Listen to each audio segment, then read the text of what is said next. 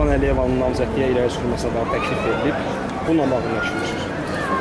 Mehriban Əliyeva yəni belə bizi çəkəlim, amma çox kömək edər millətimizə, ola bilər. Dəstəkləyirsiniz yəni? Aha. Demokratik ölkədir, istənilən adam, yəni əgər prezidentliyə namizədliyi həmin standartlara cavab verirsə, prezidentliyə namizədliyi verə bilər. Amma mən demokratik seçki şəraitində əgər seçkilər demokratik seçilsə, inanmıram ki, Əliyevlərdən kimsə hakimiyyət edilməsin.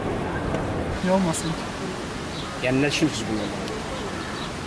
Yəni ki, belə ciddi nəsə dəyişiklik gözləyirsə, Mehriban Əliyevanın gəlməyi ilə bağlı. Məncə elə bir dəyişiklik olmayacaq. Amma hər şey davam edəcək məncə, olduğu kimi. Yəni olduğu kimi davam edəcək hər şey? Bəli. Hazır bəzi şeylər dəyişə bilər. Deməli, ya Mehriban xanım sürdü, ya İlham Əliyev namizədliyini irəli sürdü. Yəni ki, bunun heç bir fərqi yoxdur. Ya Həsən Keçəl, ya Keçən Həsən. Yəni Mehriban xanım oldu, İlham Əliyev oldu. Bunun heç bir fərqi yoxdur. Məncə o ölkəni daha yaxşı yönətə bilər. Mehriban Əliyeva. Mehriban Əliyeva. Hə, yəni ki, bəzi, yəni məsəl üçün İsa Qəmbərdən bunlar da yəni 100% veribdi. Bəli. Hə, onlardan mən çox yaxşı yönətə bilər Mehriban Əliyeva. Məncə bir ailədən 2 nəfər artıq prezident olursa, 3-cü olursa artıq monarxiyaya gedir. Məncə heç yeri yoxdur. Yəni zaman qalib gələ bilər bəlkə də saxta seçkilərlə qalib gələ bilər.